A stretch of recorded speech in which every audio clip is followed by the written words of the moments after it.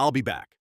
The Terminator wasn't just a low-budget sci-fi thriller that accidentally launched a franchise. It was a production nightmare that nearly destroyed careers, sparked real police chases, and turned an Austrian bodybuilder into Hollywood's most unlikely action icon through pure accident. Behind those iconic red LED eyes lay chaos that would make Skynet proud. Guerrilla filmmaking that broke laws, casting disasters that almost derailed everything, and one conversation that changed cinema forever, when the wrong actor demanded the wrong role and accidentally created movie history. We're diving into 20 weird facts about the Terminator that reveal the brutal reality behind James Cameron's breakout masterpiece.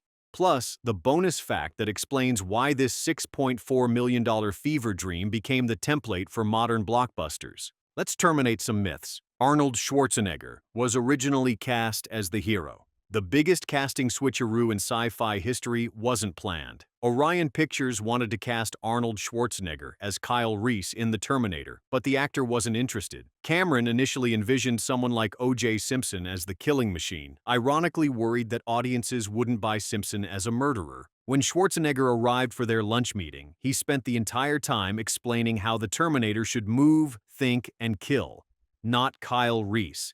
The Terminator. Cameron watched this massive Austrian dissect robotic psychology with the precision of a scientist. By dessert, the director realized he wasn't looking at his hero. He was staring directly into the cold, calculating mind of his villain. That accidental casting session didn't just save the movie, it created an icon. James Cameron sold the rights for $1. Desperation breeds legends. Cameron was a broke truck driver with a fever dream about metal skeletons when he wrote the Terminator script. His producing partner, Gail Ann Hurd, had connections but needed creative control to secure financing. Cameron's solution was both brilliant and brutal. Sell her the rights for exactly $1, with the condition that he would direct. That single crumpled bill in 1982 became the foundation of a multi-billion-dollar franchise. Cameron kept the receipt. Not as a memento of his poverty, but as a reminder that sometimes the most valuable things in Hollywood cost exactly what they're worth to executives, almost nothing. The dollar wasn't payment, it was a declaration of war against a system that didn't believe in him yet. The movie was shot using illegal guerrilla filmmaking. James Cameron often resorted to what he called guerrilla filmmaking, as a way of getting around acquiring permits needed to film certain scenes. This involved the production crew and actors quickly arriving at a specified location, shooting the scene, and leaving before authorities could shut them down. The famous nightclub massacre, shot without permits in an actual Los Angeles club after hours. The police chased through downtown LA. Real cops pursued what they thought was an actual high-speed chase until the production coordinator frantically radioed explanations. Cameron's crew became masters of the run-and-gun technique, literally running from security guards and occasionally from actual law enforcement. The budget couldn't afford proper permits, so they stole their locations like cinematic bandits. That raw, documentary-style energy you feel, it's the adrenaline of actual criminal activity. Arnold's Terminator dialogue was almost completely different. Schwarzenegger's thick Austrian accent nearly destroyed his casting until it accidentally became the character's signature. The original script had the Terminator speaking in perfect, articulate English, full sentences, complex vocabulary, and philosophical observations about human nature. During early rehearsals, Cameron realized something profound. The broken, mechanical way Arnold naturally spoke wasn't a limitation. It was the sound of artificial intelligence trying to process human language. Every awkward pause, every precisely enunciated consonant, every grammatically perfect but emotionally vacant delivery became a window into digital consciousness. Cameron rewrote the dialogue, stripping away complexity and embracing the beautiful awkwardness of a machine learning to speak. "I'll be back" wasn't originally "I'll be back." It was "I will return shortly." 3 words instead of 4 changed everything. The production team built real animatronic Terminator heads. This wasn't CGI magic. This was practical effects wizardry that nearly killed the crew. Stan Winston's team constructed full-scale animatronic Terminator heads and torsos that required operators to crawl inside and manually control facial expressions, eye movements, and jaw mechanics during filming. The problem? The electronics generated so much heat that operators could only work 15-minute shifts before risking heat stroke. The animatronic heads weighed 45 pounds each and required 4 people to operate convincingly. During the famous mirror surgery scene, Arnold sat motionless for hours while technicians operated his mechanical double inches away. The sync between real Arnold and robot Arnold was so precise that audiences still debate which shots are practical and which are real. That's not movie magic, that's engineering mastery disguised as entertainment. Michael Biehn learned actual military combat techniques. Method acting reached dangerous extremes during Biehn's preparation for Kyle Reese. Michael Biehn learned how to hotwire a car, learned martial arts, and in preparation for his dream sequence combat scenes, underwent intensive military training with actual combat veterans. The cast spent weeks at firing ranges learning weapon mechanics, not just how to hold guns convincingly. Biehn's shotgun techniques were taught by LAPD tactical officers. His hand-to-hand combat style came from former Special Forces instructors who treated him like an actual recruit. The intensity was so brutal that Biehn suffered real injuries during training, cuts, bruises, and muscle strains that Cameron incorporated into the character's battle-worn appearance.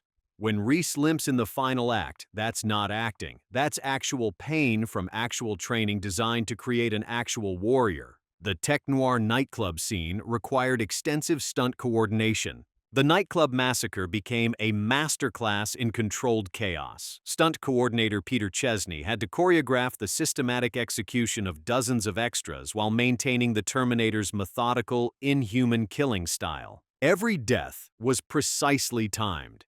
The Terminator's scan and eliminate pattern had to look random to victims, but calculated to audiences. Practical blood squibs were placed on every extra, with backup squibs for multiple takes. The smoke machines created such a thick atmosphere that cameras could barely capture the action, which accidentally enhanced the otherworldly, nightmarish quality Cameron wanted. Real nightclub patrons were mixed with actors, creating genuine terror in background reactions. Some extras weren't informed about the full extent of the violence they'd witness, making their shock authentic. The result feels disturbingly real because genuine fear captured on film always does. Linda Hamilton's preparation transformed her completely. Hamilton's transformation from waitress to warrior goddess required physical and psychological reconstruction. She spent months with personal trainers, learning not just how to look strong, but how to think like someone constantly preparing for war. Her weapons training was so extensive that she could strip and reassemble assault rifles blindfolded. The psychiatric hospital scenes were drawn from Hamilton's research into actual PTSD cases and combat veterans' testimonies.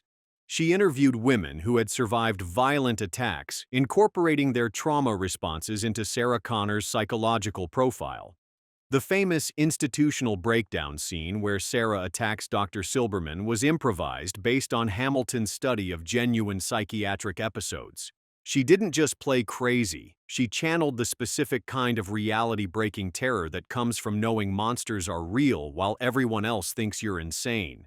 The Terminator's red vision was revolutionary technology. The iconic POV shots through the Terminator's eyes required technology that didn't exist yet. The production team created custom computer graphics, primitive by today's standards but groundbreaking in 1984, to simulate digital target acquisition and data processing. Those scrolling green text readouts weren't just random computer gibberish. Each line was carefully programmed to reflect actual targeting algorithms and threat assessment protocols. The red-tinted vision came from filters placed directly over camera lenses, creating a heated, otherworldly perspective that suggested thermal imaging decades before audiences knew what thermal imaging looked like. The blinking cursor, the data streams, the methodical scanning patterns, all designed to make audiences feel like they were literally inside artificial intelligence.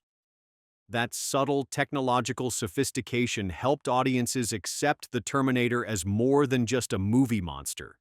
He felt like a glimpse into the future. The future war scenes were shot in an abandoned steel mill. Cameron's post-apocalyptic wasteland was actually the ruins of American industry. The production found an abandoned steel mill in Los Angeles that had been shuttered due to economic collapse, perfect metaphorical terrain for humanity's defeat by machines. The massive industrial sets required no construction because decay had already created the perfect alien landscape. Twisted metal, broken concrete, pools of stagnant water, and dangerous debris created genuine hazards for the actors. The smoke and sparks weren't special effects. They were actual industrial fires burning in damaged equipment that still contained flammable materials. Crew members wore protective gear while actors performed in costume, creating real danger for authentic performances. Those haunting shots of Kyle running through metallic hell? That's not a set. That's the actual corpse of American manufacturing, repurposed as the grave of human civilization. Go ahead and like and subscribe because what happens next gets even weirder, and we're only halfway through the insanity that created this masterpiece. The stop-motion Terminator endoskeleton nearly killed the film. The climactic reveal of the Terminator's metal skeleton pushed practical effects into uncharted territory. Phil Tippett's stop-motion animation required 16 hours of filming for every second of screen time, with puppet adjustments made between each individual frame. The endoskeleton puppet was so complex that a single dropped screw could destroy an entire day's work. The metallic joints had to be recalibrated constantly as the puppet's weight shifted during animation, causing internal mechanisms to drift out of alignment. Tippett worked 18-hour days for months, making microscopic adjustments that would translate into smooth, menacing movement on screen. The heat from studio lights constantly expanded the metal puppet, changing its proportions mid-sequence and requiring complete reanimation of entire scenes. That iconic shot of the skeleton rising from the flames? 36 hours of continuous shooting condensed into 3 seconds of pure nightmare fuel. Arnold Schwarzenegger's accent created unexpected script problems. The language barrier created communication breakdowns that accidentally improved the movie. Schwarzenegger's English comprehension in 1983 was limited enough that he frequently misunderstood direction, leading to unplanned line deliveries that Cameron realized were superior to the scripted versions. "Come with me if you want to live" was originally written as a longer, more explanatory speech. Arnold's confusion condensed it into the now iconic command. His tendency to pause before complex words made every statement sound calculated and threatening. The famous, "I need your clothes, your boots, and your motorcycle" wasn't delivered as written. Arnold's natural rhythm broke it into mechanical segments that suggested data processing rather than natural speech. Cameron began writing dialogue specifically to match Arnold's speech patterns, essentially letting the actor's limitations rewrite the character's personality. The Terminator's inhuman delivery wasn't acting.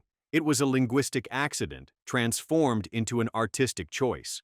The punk rock gang scene required real gang members. Cameron's quest for authenticity led him into Los Angeles' actual punk underground. The iconic scene where the newly arrived Terminator encounters Bill Paxton's punk gang included real members of LA's hardcore scene, not professional actors. The wardrobe came from band members' actual closets. The mohawks, tattoos, and piercings were real. The aggressive posturing and violent language reflected genuine street culture, not Hollywood's sanitized version of rebellion. Paxton, then an unknown actor, had to hold his own against actual gang members who weren't entirely sure this was just a movie. The tension was so authentic that Cameron kept cameras rolling longer than planned, capturing real intimidation and genuine fear. When the Terminator systematically destroys these characters, the violence feels personal because the characters felt real.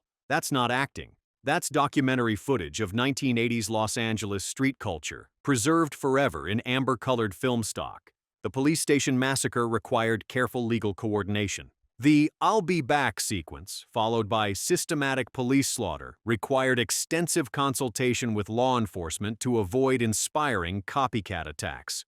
The LAPD reviewed every aspect of the sequence, ensuring that the Terminator's tactics were visually impressive but strategically impossible. Real police officers served as technical advisors, pointing out defensive weaknesses that would never exist in actual stations. The weapons used were modified to look more powerful than they actually were. The body armor worn by officers was deliberately ineffective to serve the story while not encouraging real-world attacks on police. Despite these precautions, several police departments banned the film from their jurisdictions, fearing it would inspire anti-authority violence.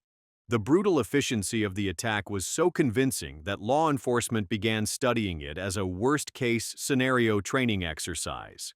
Fiction became tactical training material, blurring the line between entertainment and an instruction manual. James Cameron drew inspiration from his own fever dreams. The entire concept originated from Cameron's illness-induced hallucinations during a bout with food poisoning while working in Rome. Bedridden and delirious, he experienced vivid nightmares about metal skeletons walking through flames, hunting human survivors through post-apocalyptic landscapes. The fever broke, but the images remained so vivid that Cameron spent days sketching mechanical designs and writing fragments of dialogue. The Terminator's relentless pursuit, the future war's industrial hellscape, and the time travel premise all emerged from those disease-fueled visions. Cameron's sketches from 1981, drawn while he was still working as a truck driver, show remarkable similarity to the final film's designs.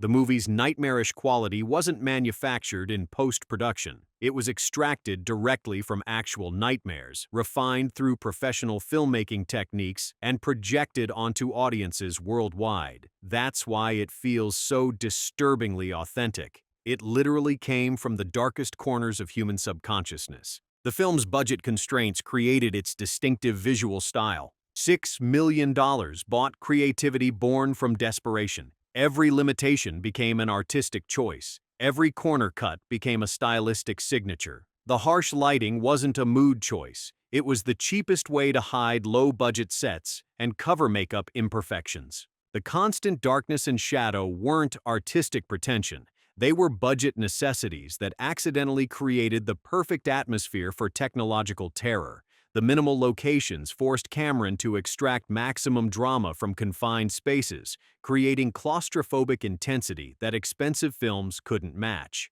The practical effects looked convincing because they were the only option available. The documentary-style cinematography emerged from Cameron's inability to afford elaborate camera movements and complex setups. Poverty forced innovation, limitation bred creativity, and financial desperation accidentally created the visual template for modern sci-fi thrillers. The time travel rules were deliberately kept vague. Cameron intentionally avoided explaining the time travel mechanics to prevent audience nitpicking from destroying the movie's momentum. The physics made no sense. The causality loops created paradoxes, and the butterfly effect implications were ignored completely. The decision was strategic. Provide enough detail to buy audience investment, but not enough to invite logical scrutiny. The lightning effects, the naked arrival sequences, and the mysterious time displacement were designed to feel scientific without being scientifically accurate. Cameron studied actual theoretical physics papers about temporal mechanics, then deliberately chose to ignore most of them in favor of dramatic necessity. The time travel serves the story, not science. That conscious choice to prioritize emotional logic over technological accuracy allowed audiences to focus on character dynamics rather than plot holes. Sometimes the smartest scientific decision is admitting that science doesn't matter. Arnold's physical training changed his entire career trajectory. The role demanded Schwarzenegger abandon his bodybuilding physique for something more mechanical and threatening. Traditional muscle building was replaced with endurance training, martial arts, and movement coordination designed to suggest robotic precision rather than human power. Arnold spent months unlearning natural movement patterns, studying industrial machinery and computer animations to develop the Terminator's distinctive walk, posture, and gesture vocabulary. The training was so intensive that it permanently altered his physical presence in subsequent roles. Every character he played afterward carried traces of the Terminator's mechanical precision. The role didn't just launch his acting career, it fundamentally rewired his physical presence, creating the distinctive Arnold persona that would define action cinema for decades. That's not just good preparation. That's transformation at the cellular level, captured on film and replicated across multiple franchises. The movie's success surprised everyone involved. Nobody expected a low-budget sci-fi thriller to become a cultural phenomenon. Orion Pictures scheduled a limited theatrical release, minimal marketing, and low audience expectations. The studio treated it as disposable entertainment designed to recoup production costs and disappear. Opening weekend exceeded projections by 400%. Word-of-mouth marketing spread faster than studio publicity campaigns. International distributors who had initially rejected the film began bidding wars for regional rights. The unexpected success caught everyone unprepared, including Cameron, who had already moved on to other projects. Merchandise deals were hastily negotiated. Sequel discussions began before the first film finished its theatrical run. The movie's success was so sudden and overwhelming that it changed Hollywood's approach to franchise development. Sometimes the biggest explosions come from the smallest packages. The film created the modern action movie template. Every subsequent action thriller borrowed from the Terminator's playbook. Relentless antagonist, transformative female protagonist, time pressure, technological terror, and systematic escalation from personal threat to global consequences. The structure became the default template for tentpole entertainment. Establish threat, reveal stakes, complicate mission, transform hero, final confrontation, hint at sequel. Alien, Predator, Die Hard, and countless imitators followed the same narrative DNA. The film's influence extended beyond science fiction into horror, action, and thriller genres. Modern blockbuster cinema can trace its genetic code back to this single movie's combination of high concept, practical effects, character transformation, and relentless pacing. The template was so successful that it's still being copied 40 years later, proving that some formulas transcend their origins to become architectural blueprints for entire industries. Bonus fact: the most iconic line in sci-fi history was nearly deleted during editing because test audiences found it too simple and unremarkable. Cameron fought to keep the line, arguing that its mechanical simplicity was exactly what made it perfect for an artificial intelligence. The studio wanted something more dramatic, more memorable, more traditionally threatening. They suggested alternatives. "I shall return. You haven't seen the last of me. This isn't over." Cameron insisted that the Terminator's language should sound like computer programming, direct, functional, without human emotional flourishes. The line stayed in the final cut only because Cameron threatened to quit the project if it was removed. That three-word phrase became Arnold's signature, spawned countless parodies, and entered popular culture as shorthand for inevitable return.